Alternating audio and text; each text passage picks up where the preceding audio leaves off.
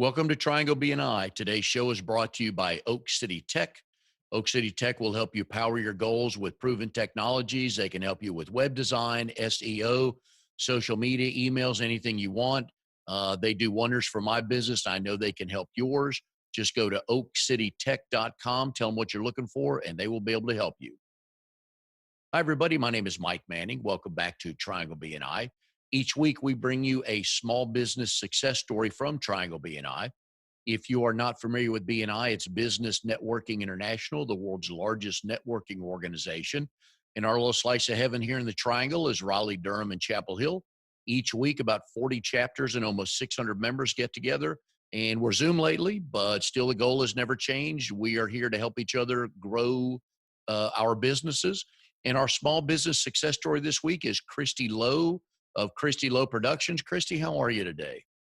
I'm doing great, Mike. Thanks for having me. Oh, glad to have you here. Now, you're one of the few, I think you may be the first one, now that I think about it, not that actually doesn't live in the Triangle. You're in Fayetteville, and you actually commute to your chapter's meeting every Thursday at Cafe Parazot in Durham.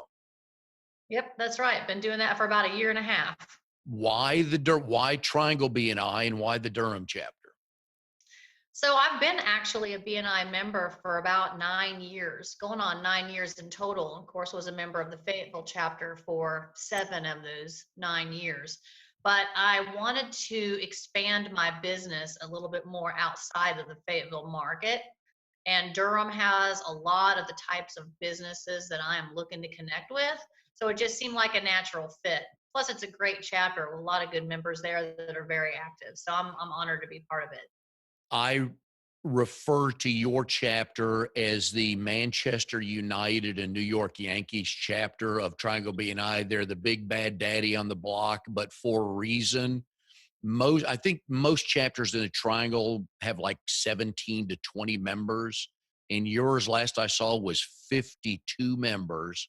And you guys still get done on time with everybody getting, I think, 30 seconds to do their elevator pitch, right?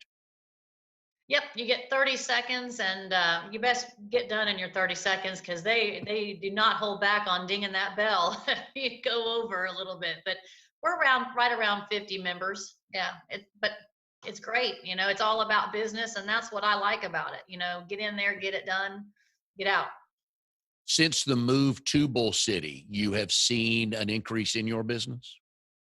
I have, yeah, I have seen an increase in the business. With any BNI chapter, it takes time once you get in there to build that likability, that trust, and all of that. And now that I've been there for more than a year, it's starting to pick up, and it's been great. I've been able to contribute a lot to the group too, which is what it's all about.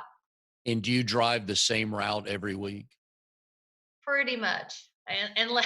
Yeah, I kind of got it down to the fastest route, and I've kind of figured out what time of day is a good time to leave and not leave, because you hit those little pockets of traffic. But with the bypass and everything, I just go on the toll road. It's worth paying a little extra to not get stuck in all the little towns along the way. And plus, you see all the new construction coming up, right? Exactly, exactly. Can't help it, that highway construction. It's always going on somewhere. Yeah, everywhere, yeah. Christy Lowe Productions, you have been doing this since March 2010, mainly video, correct? Correct. Yeah, I I do drone aerial photography, but mostly I'm video. In the new age of technology and social media, video is king, isn't it? Oh gosh, you've got to have videos. You've got to have them on your website. You've got to be using them on social media because they're what gets results. All the metrics that are out there, and there's a ton of them. Marketing people know how to find them, but you can Google your business and get those Google Analytics yourself and see what's performing. And it's video all the way, and it's just becoming more and more so. To where if you're not doing video, you're missing out. And the video doesn't have to be a $50,000 project that's 22 minutes long on the website. It could be as simple as quality testimonials, right? Oh yeah. Yeah, it doesn't have to be a super trick production, like you say, a $50,000 Nike commercial. You just need to get your message out there, and you need to make it interesting, and it needs to be useful to the person who's looking for it, right? So if I'm searching for advice on painting, right? And you're giving me that content in video form. That's all you need. That's all it takes. Doesn't have to be You fancy. yeah, and I think we forget that. It's like when we're talking to some of our clients about a marketing plan, we've had this question come back. Is like, well, I'm going to say I don't have a lot of money for a marketing plan. We're like, let us finish the thought here. There are a lot of things now with technology you can do on your own. You just have to be aware of the backgrounds, the lightings, and the audio. Yeah, that's right. That's absolutely correct. In fact, I have a couple of clients who, for time reasons, for budget reasons, whatever, right? They'll actually bring me in to teach them how to film basic videos themselves, and then they send me that footage and I edit it for them, because really it's the editing that takes the most amount of time, right? Filming it is important, and like you said, all those things, making sure the lighting's right, making sure the audio's good, making sure you don't have any issues with your camera, changing colors on you. All those things are important. But once you get those basics down, um, you can do talking head stuff, kind of like what we're doing, and basic stuff yourself. And then I can just help you clean it up. So, If you look at all the elements that go into a video, you obviously have to write it, script it out, you have to shoot it, you have to do yes or no on voiceovers, depending on what kind of audio, and then you have to edit it. Which of those do you like the most doing, and which do you like doing the least? oh, you're going to call me out. Okay. I actually prefer filming. Well, I was a TV reporter for, the majority of my career before I started my own business. So actually what I like the very best is the scripting. I like coming up with the ideas. I like scripting the video. That's what I'm really good at, right? That's what I've done my whole life. After that, I like filming because it's fun to get out and about and meet people and get those creative angles and see what you can get from the filming aspect of it. I'd say out of all of it, the least thing I like is editing and graphics. Actually, graphics are worse than editing. Basic editing I can handle, but graphics I do not like. How old were you when you got a video of whatever make and model in your hand and you did something and you thought, oh, I kind of like this? How old was I? Yeah. Oh gosh, college. Okay. I mean, honestly, I didn't know what I wanted to do with my life growing up. I thought I was going to be a lawyer, a trial lawyer. That's what I was kind of really into through high school. And then I was like, ooh, 4 years of law school on top of 4 years of college. I'm not sure I'm down with that. So then I said, what else can I do? I liked English. I liked writing. I liked all of that. Had taken a tour of the local news station with the Boy Scout Explorers group back then. I don't know if they're still around or not. They're called the Explorers. And I went to the news station. We got to watch a newscast, and I mean, I was just starstruck. I just was like, I knew this is what I want to do. And so then I pursued the broadcast journalism career from that point on, and that evolved into learning the video cameras and all of that. But the writing has always been there, or the love of writing. Yep. Yep. I'm one of those nerds that liked English class. What can I say? Not math, English. Were you the curve buster for the rest of us where we got an 84 hoping to be an 89 and you're sitting there with a 99 and we're all making faces at you? In English, maybe. That's a high probability in English. In math, probably not. I was probably the one begging you to help me a little bit. If we're small business owners and we can be honest with ourselves, what's the worst thing we do from an audio or video standpoint on our own websites? The worst thing you could that Yeah, you that we guys, do right now. Yeah. oh gosh. Did I have to pick one? No. I think the audio, honestly, just like, my audio right now may not be so great because I'm using the audio that's built into the laptop. But you'd be surprised how many people are putting out professional videos that are just like this. It's the laptop audio or their camera audio, no microphone, none of that. That's probably the number one thing I see that drives me nuts. And then the other thing would just be shaky video or off color video.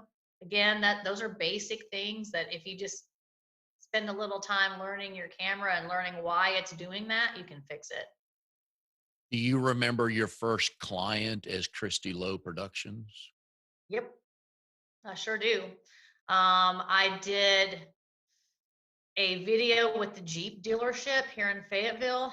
They contacted me to go four wheeling with them, basically, in the Jeeps out at Uhari. They have a Jeep club, and they go to the Uhari Forest once a year, and they go to the Carolina Beach once a year.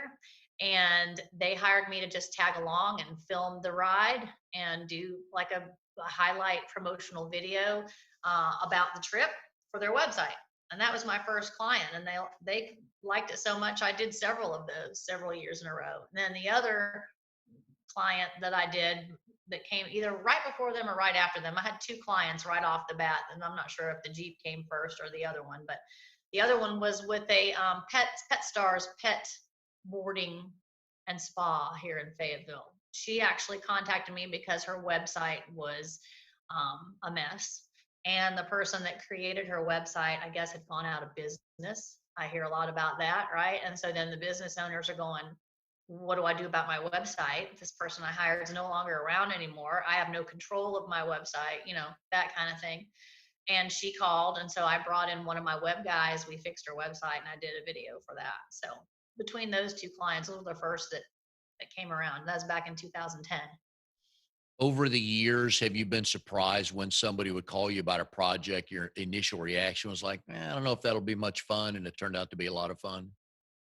Sometimes, yeah. Sometimes you think this project is going to be a lot more work, maybe than it turns out to be, or you think, gosh, it's going to be so boring. It's going to be a disaster. Like I'm not looking forward to this. And then you get it done, and you look back at it, and you go, wow, that really turned out nice, right? It was a lot of work, but it turned out great. Conversely, though, Mike, you have the other. You sometimes have the opposite effect where you think, I can do this. It's gonna be great. It's gonna be a great video. I'm gonna love working with this project. And then you get into it and go, wow, what was I thinking? This is awful. Uh, why did I sign up for this? Right? So you kind of get some of both sides of the coin sometimes. Are most of your clients one offs? Um, Yeah, I would say the majority of them to date have been one-offs, but now that I've been around long enough and I've built up kind of a clientele of folks that have used me for more than one thing, right? I am getting more and more of those repeat clients, which is ideally, the best fit for me, because that allows me to kind of get to know them on a personal and a professional level, get to understand what it is that they want, what style they're looking for, and all those things. And you get to know their business when you're around them a lot. So those kind of clients are great. And I do have more and more of those than what I used to have, of those clients where I'm doing repeat videos for them. Matter of fact, I'm filming one today for one of my clients that just says, hey, go. I don't care what you do. I just want you to send me videos. So I'm doing that today. That's the ultimate compliment, isn't it? It is the ultimate compliment when somebody trusts you enough to let you decide what their video content is going to be. That's a huge compliment. I mean, I have a lot of clients that have very specific requests on what they want and how they want it done, and I like those kind of clients too, because that makes it easy for me, right? If you know what you want, I'm just going to go execute. But then there are clients who, once they see what I've done, they go, I want more of that, and I trust you to make those decisions, and that's really nice too. And I've got a handful of those. So For the folks watching and listening that are thinking about maybe going into that world of videography and imagery, or maybe they've got a kid that's middle school, high school, what kind of advice would you give them, and what kind of things would you want them to be more aware of or understand more about that before they really jumped into something?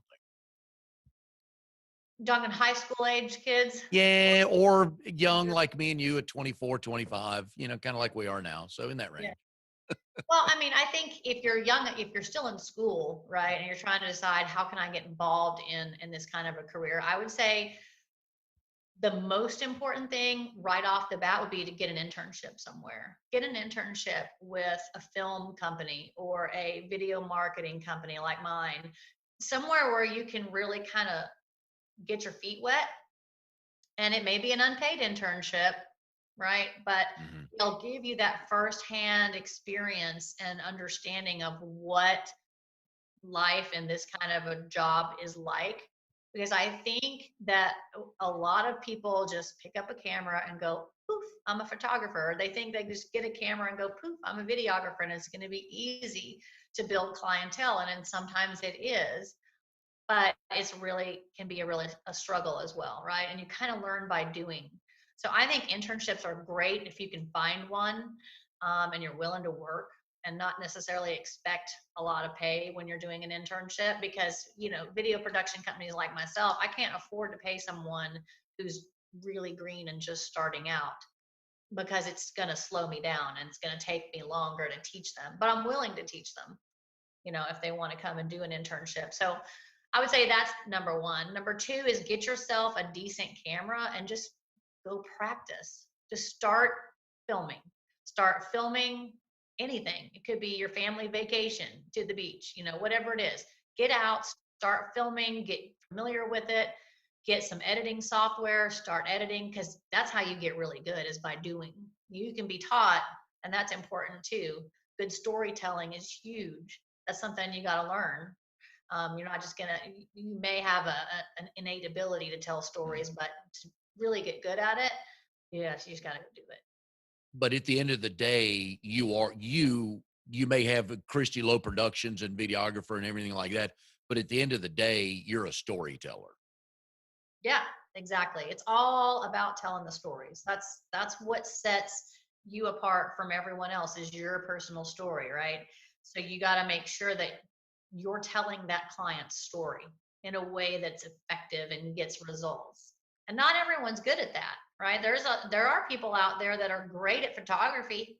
They're great at videography. Some of the footage that I see, it's like, oh my gosh, amazing. I wish I could shoot like that, but then their storytelling and the way they put it together isn't so great.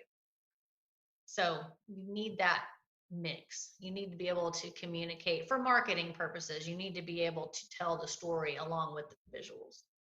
According to your website, it says that your husband suggested basically that you monetize your experience and knowledge in the production and videography world. Did you go into that kicking and screaming? I go into a lot of things that my husband says I should do, kicking and screaming. That's pretty much the way it goes. I'm like, no, that's a terrible idea. What are you thinking? But yeah, after I got out of the news business and we had kids, and he was active duty military, so he was deployed, and I was bored. I mean, I thought, be a stay-at-home mom. This would be great. I could just wear my pajamas all day and not fix my hair. Yes, it was awesome. No, it wasn't for me. I was going stir crazy. And he said, you need to go back to work. And I said, what am I going to do? I don't really want to continue to work the news pace, because the hours are long. It's stressful, with little ones. It's just hard to do. How my friends continue to do it still with kids, I don't know. But it was hard for me, especially with him being gone a lot. So he said, well, you know how to shoot video, you know how to tell stories. He's like, just start your own business and apply that to businesses. Start doing videos for businesses because you know how to do it. And I was like, oh, I don't know. Okay, I guess I could try it. I said, I don't know anything about running a business, you know, but I guess I could try it. So I went in, and initially my approach, I thought, was going to be, all right, I'm just going to be the producer and the script writer, because that's what I really like to do. It's what I'm good at, right? I don't want to schlep camera gear around in 95-degree temperatures. I don't want to get muddy and dirty, and I don't want to edit. So I'm just going to get the clients, and I'm going to write the scripts and produce, and I'm going to hire out the camera work. That's how I started. And I did that for maybe the first 6 to 8 months. And then I quickly realized that's not going to work. If I'm going to be able to do this and get it done in a timely manner and actually make any money at all, I'm going to have to just do it myself. So then I bought a camera and I bought the the editing computer, and we went from there. And I've built it from there. All out of the house, right? Hmm? All out of the house. Well, it was out of the house initially. Yeah, for the first couple of years I worked out of the house, and then I got to where I was too busy and I to do it, and I needed better internet connection and all those things, and so I moved into an office space, and then I hired my first employee part-time, and then kind of went from there. And at one point had up to 4 employees, 2 full-time and 2 part-time, working out of the office, my old office. Now I'm actually in a new office, which is right behind FTCC, in Fayetteville Technical Community College. There's a bunch of buildings on the other side of that. And I'm in one of those buildings with a studio, which is great because that gives me space to do studio work for clients that need to do a lot of training videos or podcasts, video podcasts, that kind of thing, on a green screen or white background. And so I have my studio space, which has been wonderful. And I can rent that out to other photographers and videographers that need a space and don't have one. So it's been great. Which of the kids got your artistic eye? They're both pretty good with artistic things, but if I had to say one over the other, probably my daughter.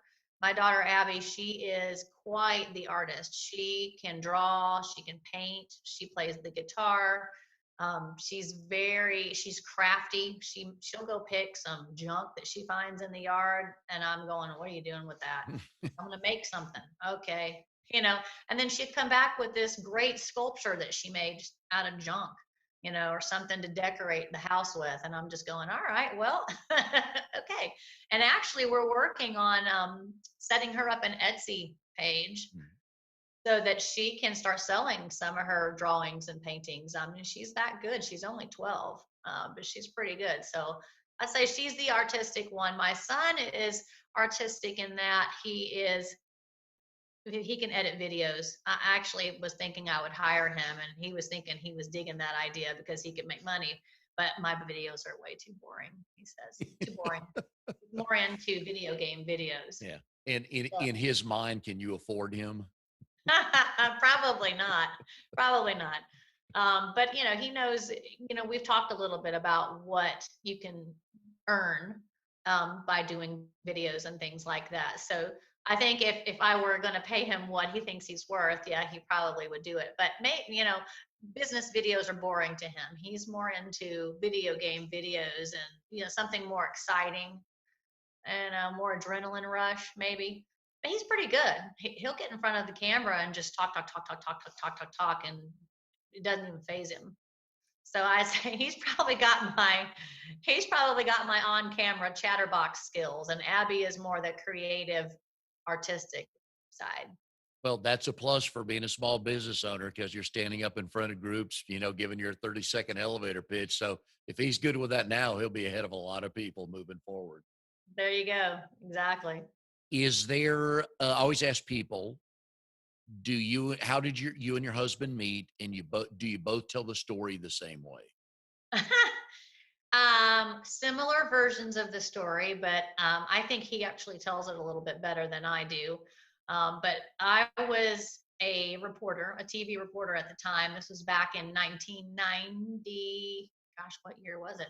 1990. No, it wasn't. It was 2003. It was 2003. The Iraq War had started, and I was an embedded journalist with the 101st Airborne and had gone over to the Middle East to cover the war effort there. And when we got home, part of my follow-up responsibility was when the group that I was deployed with came home, I was there at the airstrip at Fort Campbell to greet them when they got off the plane and kind of have that happy reunion story, of the troops coming home. And so I was there, and the soldiers were all getting off the plane. And of course, there I am with my camera guy and sticking a mic in their face and going, "Welcome home, welcome home." And this big, goofy looking guy walks by with this cheesy smile on his face, and doing the 180 as he walks by me. and turning around and looking. And I thought, he's either really happy or really dumb. I'm not sure which, but like, I said to my camera guy, what's his deal, And then and then we come in for the ceremony, right? And I, after the ceremony, walked up to some of the officers that I knew and I just said, welcome home. It's good to see you guys, how have things gone and whatever. And I said, I need to interview some soldiers that are coming home and there's no housing. There was a housing shortage at that time because the community had grown so much. Even while the troops were gone, there was no housing. So I wanted to do a story about, well, what does a soldier do when he comes home from the war and there's no place to go? And so I was asking them if I could interview them. And here comes Captain Hartman, the goofy guy, interjecting in. And he's like, I'll do an interview with you. And I thought, oh, geez, come on. And I said, well, all right. Um, you know, let's set this up or whatever. Give me your number. And he's like, well, I'll do the interview on one condition. I said, what's that? And he goes, you have to let me take you to dinner. And I Nice. thought, yeah, can't really say what I thought, but I thought, this guy is unbelievable. The nerve of this guy. I'm just going to say yes, but I am not going to dinner. And that's exactly what I did. I said, okay. And then I sent somebody to do the story. It wasn't me, sent another reporter. And then when he called me for dinner, I said, yeah, I'm busy. Totally blew him off. But he was very persistent, obviously. Now he'll tell you that he saw lightning flash in the sky above me, and he just knew I was the one that he was going to marry. I mean, he tells a better version of it than me. I thought he Where was just a creepy stalker. where was the actual first date, and how long did it take you to give in to go on that date? Oh, it was at least a month, maybe 2 months. And I said, all right, well, we'll go to dinner. I said, but here's how this is going to go down because I know how soldiers are and I know what you want and you're not getting it. I said, so we're going to go to a group dinner with all my friends and their spouses or significant others, and we'll see how that goes. And he passed the friends test with flying colors. They loved him. So I went out on a second date and it went from there. So two good things happened out of that. One, I think you found out he was more happy than stupid, I think was your quote, right? Okay, I got that right. But he passed the friends test, which is very important. But more important is he agreed to go. Like any smart man who really wants to be with a woman, will go wherever you say and will tell you that's a great idea. I can't wait to go. Yeah, I mean, he wasn't intimidated in the least. And there were probably, you know, 7 or 8 of my friends plus their significant. I mean, it was a big group. I mean, it was like the firing squad almost. But he didn't care. He had a great time, and all my friends said, "You need to go out with him, Christy. He's great." And I'm like, "Yeah, okay. Not really my type, but okay." And then there you go. The fact that he was happy to walk into the lion's den is a good thing. And why when a guy will go wherever the woman says the first date's going to be, I think there's potential there. My wife and I, our first date, and this was a long time ago. We went to dinner at what used to be Bennigan's, which no longer, I don't think they're still around. And then we went back to her house just to hang out for a little while. And she said, "You want me to put on some music?" I'm like, "Sure." She said, "Do you like Johnny Mathis?" And that was the first time I ever lied to my wife. I'm like, "Sure," because I just wanted to be there. She could have Oh my, played anything. I just wanted to be.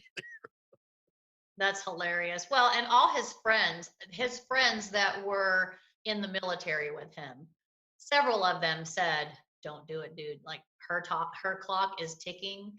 Do not go out with her." That's what they told him. Because I mean, I was 35, pushing 36. I was looking for a long-term relationship. I was tired of dating around different guys and not going anywhere.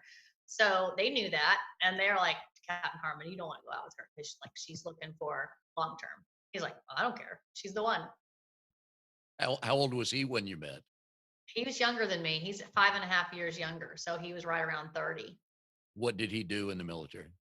He started off being field artillery, and did that for probably 6, 7 years and then got bored. And after we got married, he said, I'm kind of tired of field artillery. I'm looking for something a little more exciting, and honestly looking for something where I'm not going to be deployed for 12 to 15 Mhm. months at a time. Like special ops guys, they're only gone 3 months at a time. Back then, they were only gone just a couple months here or there.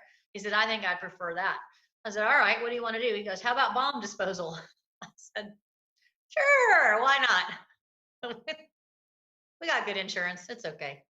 So that's what he did. And so we were down in Florida for a year while he was at EOD school. And that was interesting. And then we came up to Bragg and have been here. We came here for a 2-year tour, and we're still here 15 years later. Now he's out of the military as he's a contractor, but we're still here. Okay. My wife grew up, she's an Air Force brat. Her dad retired a full colonel. He was a weather wing commander and flew rescue helicopters, and they loved the military life. She finished high school in Germany. They lived in Turkey, and this was back in the 70s.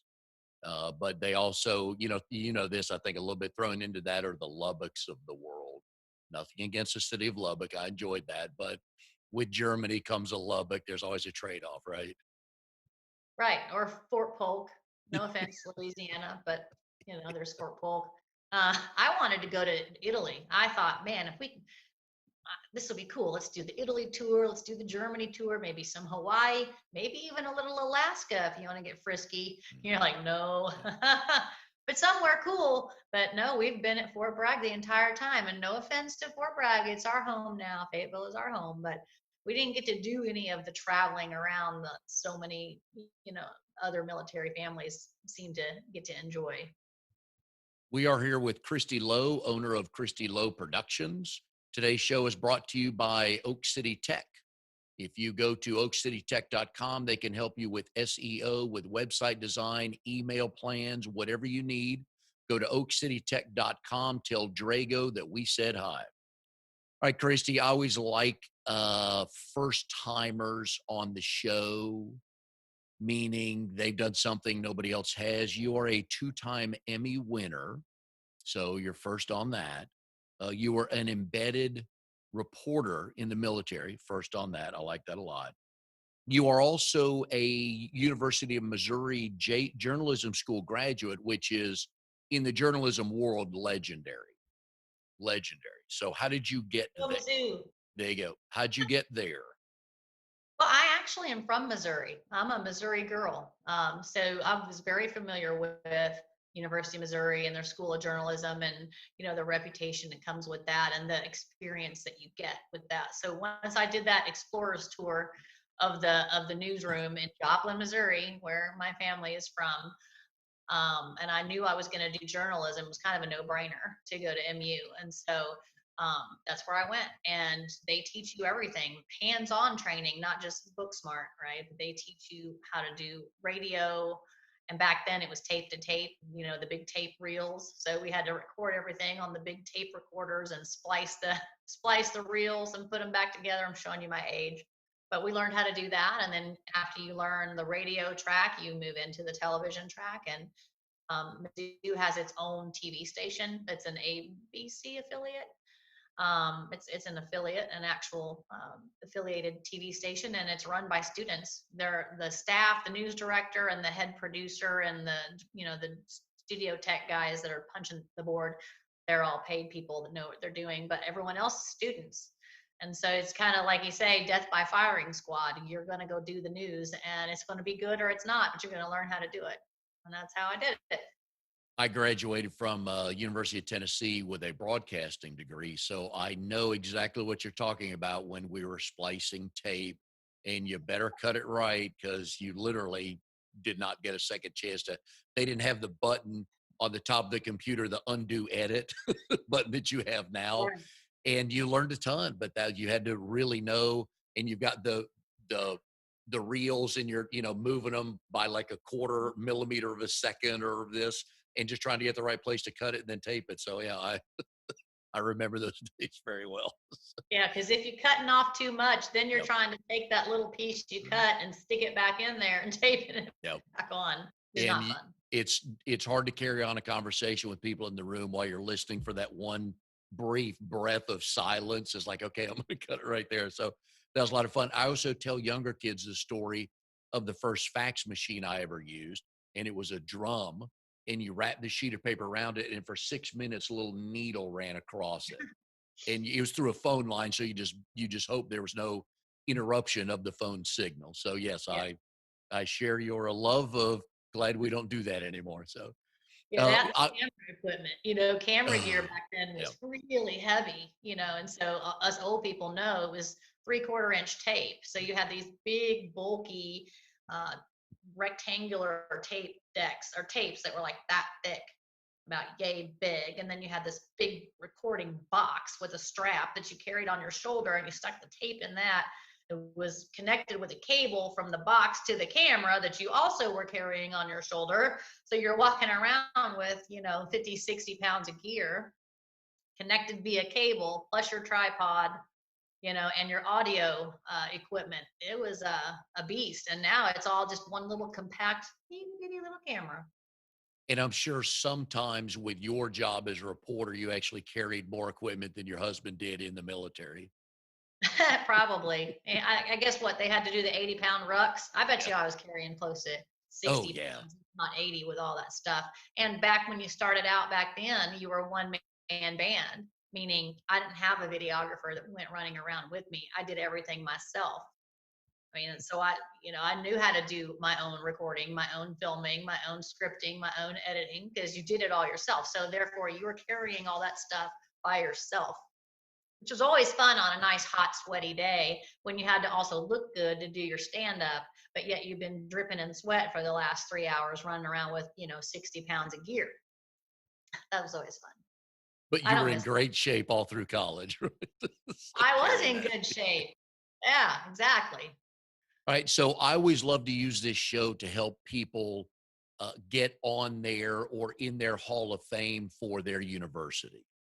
Now, this one's going to be a little difficult because University of Missouri J School is well known in the communications world.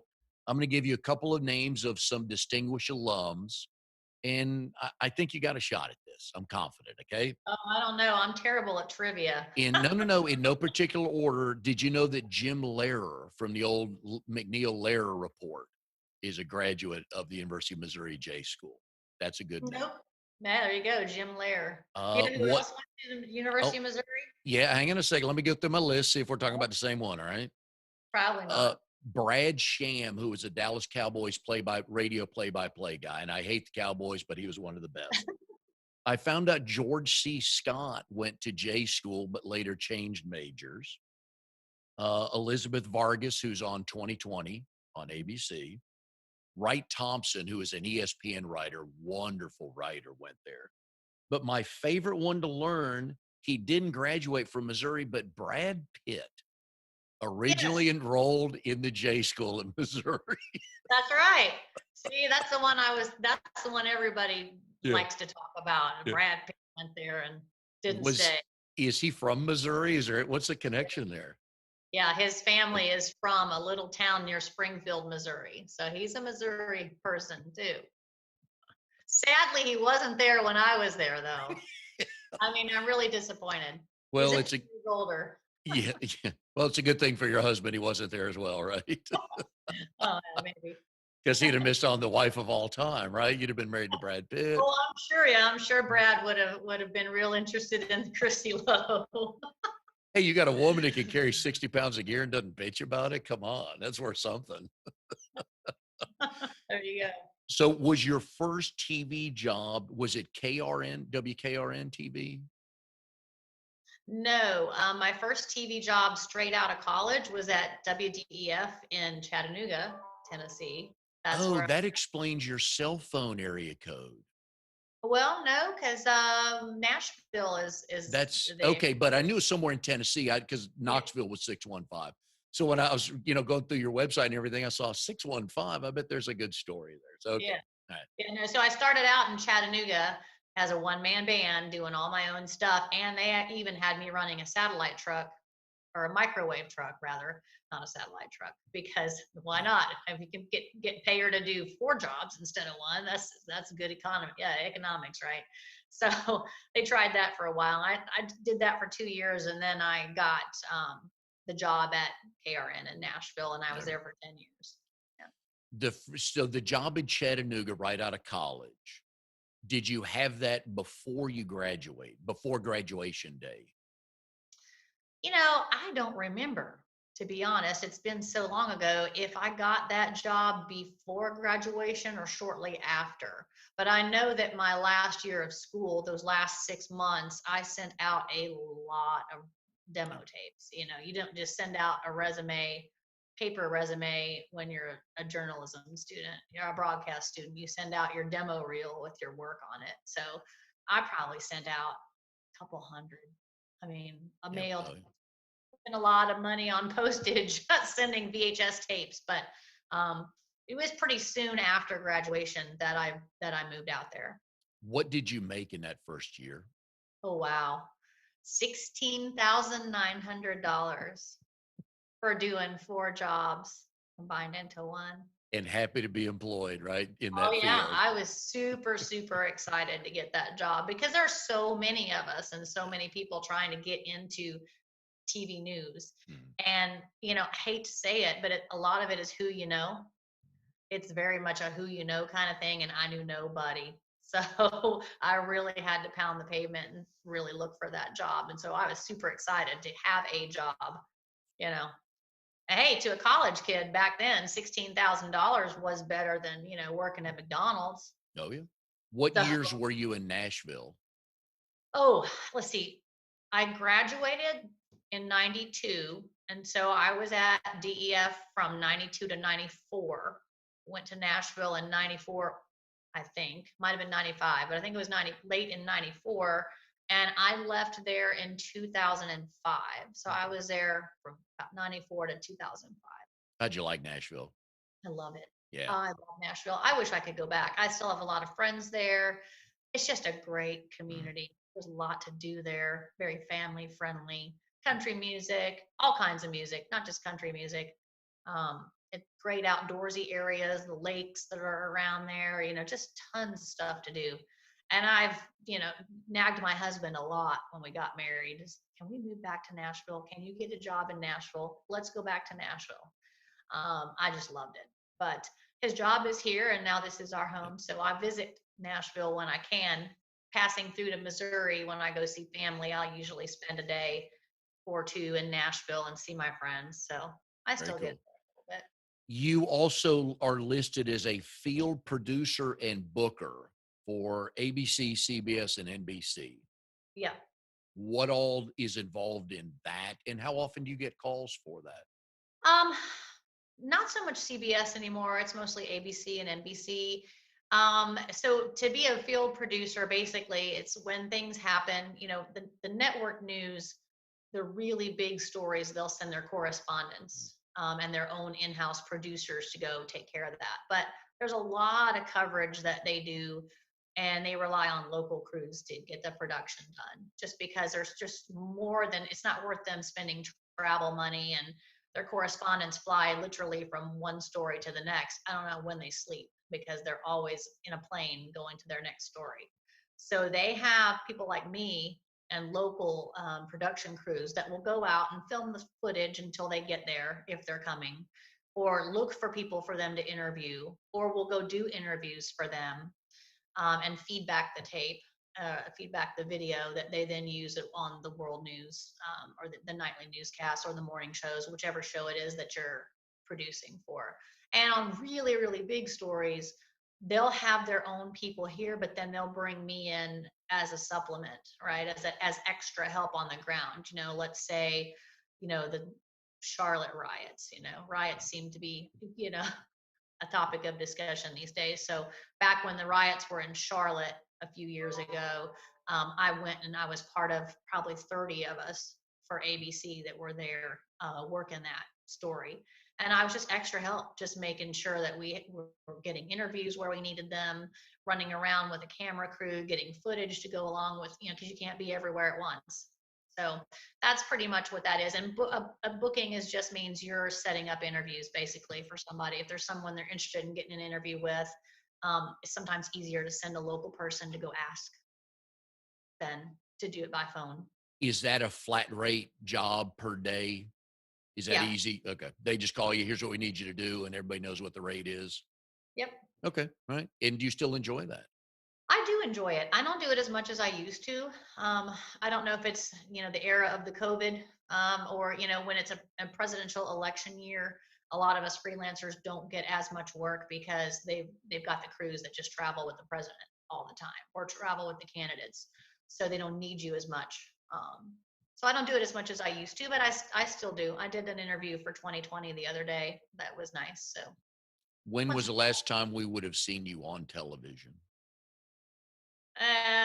Probably when Hurricane Florence came through, I actually, for a couple of days, filled in for one of the reporters at WRAL. So back on local news, did some on-air reporting because they were just churning through crews and needed to give people sleep time. So I filled in for a couple of days there. That'd been the last time you'd seen me. Before that, it would have been back in ooh, probably 2008 when I was working for WRAL part-time back then. So We see what's on the camera because we see him sitting behind the desk or walking over to the weather, to the green screen to do the weather. What do we not know about that life? If you're on the 11 o'clock, 11 p.m. news, what do we not know that goes on from 8 p.m. to 10:59 getting ready for that show? well, it starts before 8:50 p.m. I Yeah. mean, they've got you talking about the weatherman or the anchor man? Just that life of an evening news person. I mean, their day, they come in at 2 o'clock, right? But their day really starts before then because they've got to source their own stories. If they're a reporter like me, they're not just given to you. Sometimes they are, but you're expected to show up with ideas for stories and things that you want to cover and be self-sufficient in that regard. So you're already planning from sometimes as early as the day before what you're going to do the next day. You come in, there's a staff meeting, a news meeting when you first get there to talk about the stories that they're working on for the day. What are your ideas? Okay, let's do that. That's when they decide what they're going to cover for that show or for those evening shows. And then you go do it. So if you're a reporter and a photographer, you're out gathering the footage that you need, getting your interviews, writing the story in the car, usually getting nauseous because I get car sick when I do that. But if you don't do it, you're not going to get it done because you're in a hurry. So riding in the car, and then you get back to the station and they edit the stories together. The producers are busy stacking their shows. So, you've got a 30-minute newscast, but really only 17 minutes, if that, is probably actual news, probably more like 15, maybe even less these days. Seems like it's all commercials, but they're stacking their shows and making everything fit into the time frame that they have for actual news, along with commercials and all that.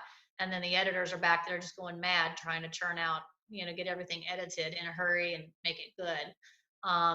The weather guys or the anchors, they're going through everything, and the weather people do all their own maps and stuff. So they're over there trying to get, their maps laid out and everything ready, their graphics. And then anchors are usually going through the shows and tweaking the scripts to their liking. They're the ones going to read it. So then they're tweaking that and getting themselves ready. I mean, it's a lot of work for that 30-minute show. And nowadays, most stations have their morning show, then they've got their noon show, then they've got a 4 p.m., a 5 p.m., maybe a 6 p.m., and then 11 p.m. There's a lot of shows in there. And nowadays, reporters are expected to do their digital version of their stories for the internet, for the, for the online version of the show. So there's that extra bit of work there too for the reporters to take and make a digital version. It's a lot. It's a lot of work for Probably sure. no pay raise involved with that. Oh yeah, make a quick digital version for us real quick. Yeah, no. Just like when I was running the microwave truck and shooting my own stories and editing them, and no. It's like, oh, here's some, you'll also be doing this. Have fun. I sense now where your son gets his rush of adrenaline from. Well, I mean, it's always exciting. There's never a dull day in news except maybe on a holiday when nothing's going on and, you're kind of like, what are we going to talk about today? Because it's a holiday and all government offices are closed and, there's not really a lot to talk about sometimes on holidays. But other than that, it can be pretty exciting. And, you're live, everything's live, live, live. So you're out doing these live reports, it's an adrenaline rush for sure. During your time in Nashville, was that the longest you were ever in a city Yeah. for? Okay. Yeah. Would you, when you were walking down the street, I'm assuming you got to a point where you had some sort of notoriety. Mhm. Okay. Maybe not one, maybe not 10, but enough because you're on a lot. What kind of things would people ask you, or what kind of comments would they throw at you just walking down the street? Yeah, they'd be like, "Hey, that's Christy Lowe. Hey, Christy Lowe, Channel 2 News." They'd kind of cat call you and say hi, and sometimes they'd ask for an autograph. Not a lot. I mean, I was a reporter, not an anchor. I think the anchors got a lot more than the reporters did, but yeah, people would recognize you and they'd want your autograph or want to take their picture with you, or they'd just say, "Hey, Christy Lowe, Channel 2 News," as they're walking by, like they do. That's about it. But Nashville is full of celebrities. I mean, you see country music people and all kinds of people walking around. So you Would it kind of get you, expect that would it here. get you a good table at a nice restaurant? No, I wasn't that important. Maybe the news anchors, but no. I'm just a reporter. I'm just the one that gets to stand on the side of the road in terrible weather and talk about how cold it is. I was going right to that question. Was that the worst? Did you know when you got that? Could they just see your shoulders just slump down? Honestly, I didn't mind. I really didn't mind if there was weather to talk about. Now, I don't mind getting in 2 feet of snow and showing you how deep it is, or talking about flooded streets in a hurricane if there really is some. What you hated doing was live reports, 24/7. The weather's terrible when it really wasn't that bad. Like hurricane stuff. Oh my gosh, go and get footage of all these flooded areas, and you're like, can't find any flooded areas. There's a few trees down because we're not at the beach. That's the Yeah. worst, is doing weather when there isn't any. We lived for 10 years in Daytona Beach, and I felt for the local reporters that always had to go to the Publix grocery store 48 hours before the hurricane, the outer wall was even going to hit land.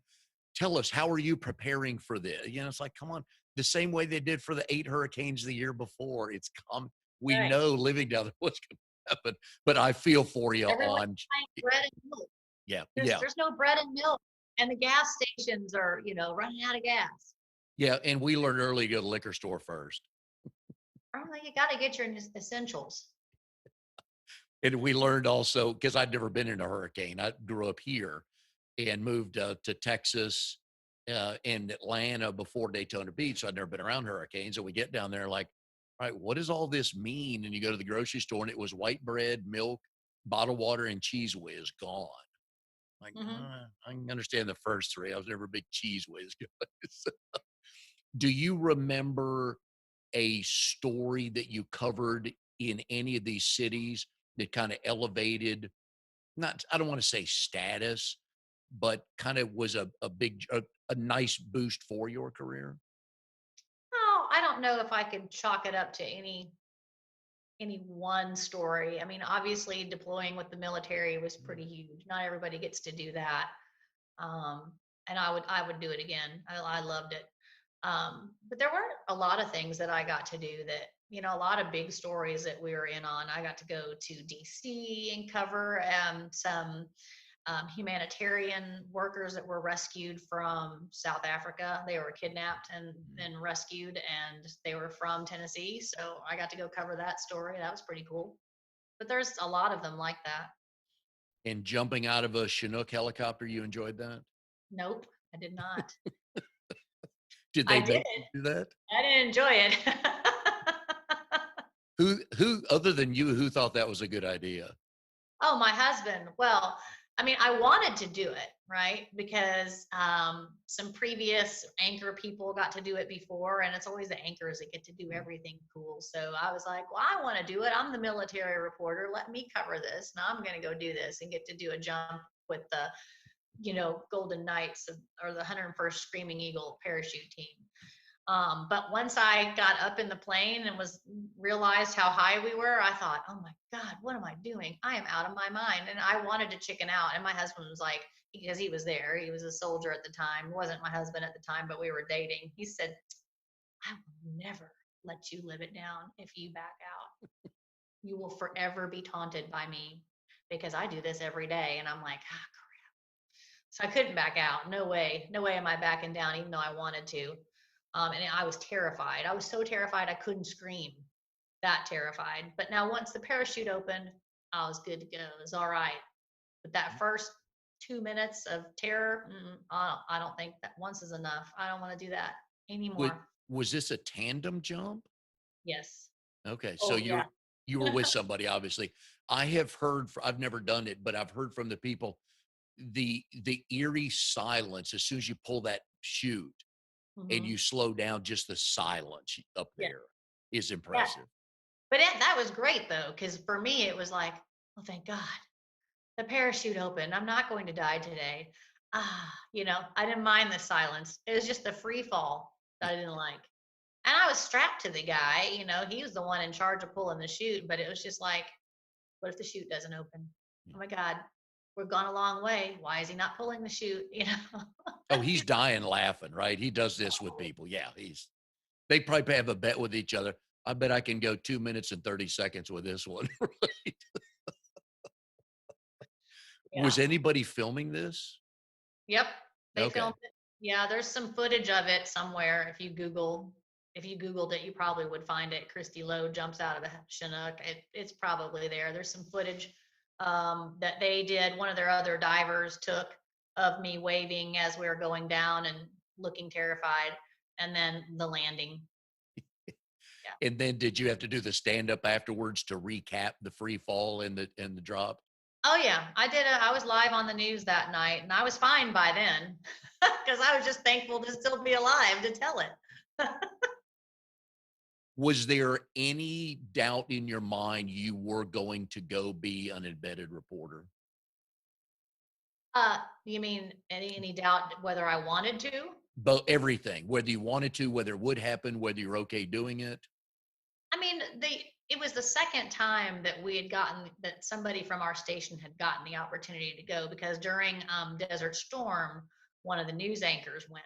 Mm. And so when Operation Iraqi Freedom rolled around, they were talking about sending the anchor again. And I stood up and said, as I always did, because I never was shy, I said, excuse me, I'm the military reporter here and I want to go. And there's no reason why you shouldn't send me. And they were like, okay, I guess the anchor was like, I've done it. I don't care to go back. She let her go. So they did. And I didn't have a doubt in my mind. I was super excited to go do it. How long were you with them? Not long enough. Um, not long enough. We were there for a little over 3 weeks. When we went, we were given a 30-day period to go by the station, not by the military. Military would have let us stay as long as we want, as long as we're not, in the way. But our particular station was like, all right, we're going to give you 30 days. And after that, you have to come back because of insurance reasons or whatever. And so the group that we were with, we weren't the first ones. We weren't first in line to cross the berm from Kuwait into Iraq. So I never actually got to go into Iraq, which I was super disappointed about. But I mean, we did a lot of great stuff on the preparatory level and things that were going on in the camps and all of that. So I mean, that's one of the Emmy awards. One of the Emmy awards that I won was for our coverage of that. So we had a lot of good stuff, but I didn't get to see any firefights. I was really kind of sad about that. Sounds a little weird, but I was kind of sad about that. My brother-in-law was in the Air Force and he was a B-52 navigator. And he went over during Desert Shield to get everything set up. And right before they changed it to Desert Storm, they rotated it back, and he's still pissed to this day. Because you go over there and Yeah. you do all the work. That's what you train for. Yeah. I mean, we were just getting ready to cross the border, like within the next week. They rolled out. And I was like begging the boss, please don't make us come home. Just extend the insurance. Like, I'm good. Let's go. We're getting ready to go. Give me another 2 weeks. Give me another 2 weeks. And they were like, no. And that was when the day they made us leave was the day that the airstrikes started. So we had just started launching airstrikes, and Saddam had just was launching Scud missiles, and they said, leave. Now's the time to leave. I'm like, really? So just the whole story of getting back from where we were to the airport and then trying to get a flight out of there when all this was going on, it was quite the ordeal. We'd honestly, in my opinion, been better off to stay longer and then evacuated from somewhere in Iraq on an army plane or helicopter. But the situation was such that with the embedded journalists is, you leave when it's convenient for us to get you out. All right. So, and the news director knew that. He knew if he let us stay once we went into Iraq, we were committing to at least a couple more weeks, because you don't just get to stop on the convoy and go, I'm ready to go home now. You leave when it's safe for them to get you out. So it was like, now's the time. You're still in Kuwait, go to the airport, and you're coming home. You and a camera person? Yep, me and the camera guy. Both of us totally bummed. Was that the regular person you worked with at the station? We rotated. I didn't work with any one photographer all the time at the station. We rotated, but he was one of the ones that I worked with a lot, and one of the ones willing to go. And we got along great, so it worked out, because you're in, tight quarters with each other for several weeks. You better like the person. Were you sending back stuff every day?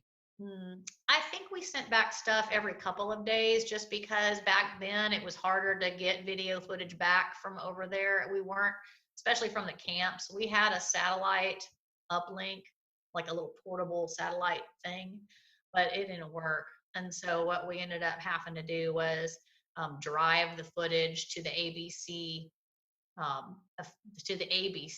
network office in Kuwait City to feed back tape. So we would go like once a week there, and we would shoot stories every day and produce them every day, but then make that trip to Kuwait City once a week to feed our footage back for the week. Because it was a good, couple hour drive through the desert to get there. Did you have to have a military escort on that trip? Yep. Yeah, they didn't let us roam around on our own. So we had to, that was the other thing. Logistically, we had to wait till somebody from the unit that we were with could get us there and back. How old's your son now? He's 14. Does he think that's pretty cool that you're embedded reporter? Probably not.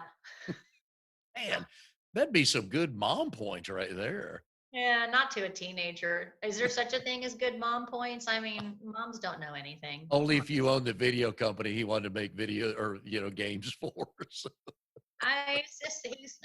They've seen me on TV. Both of them have. It's not really a big deal to them. They're like, whatever. Yeah. You're just our mom. You're not that cool. What time's dinner? Right. What's for dinner? And could you leave the onions off? Because I don't like onions. Nice.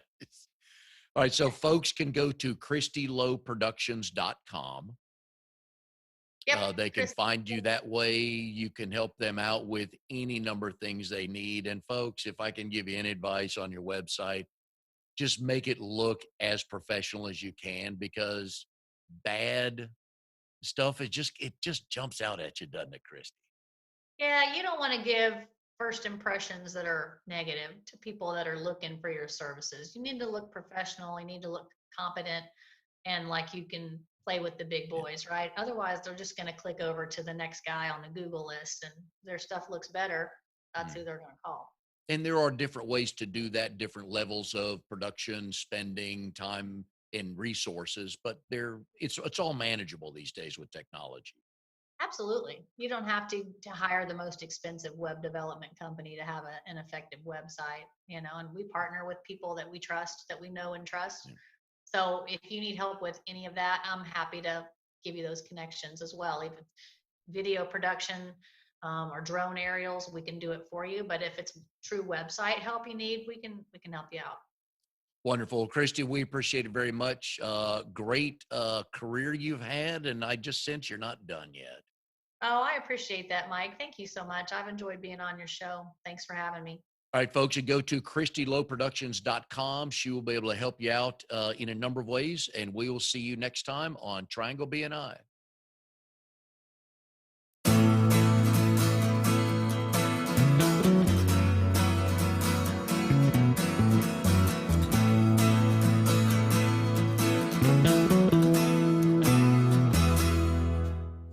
You are tuned to the Nissan Communications Network. If you tuned in too late, you can always watch each program in its entirety or download an MP3 audio file of it in the archives section at nissancommunications.com. Don't forget to subscribe to our YouTube channel, follow us on Twitter, and like us on Facebook. Sponsored by Telestream's Wirecast software, StreamingGear.com, Carolina Apparel, and DeltaForce.net.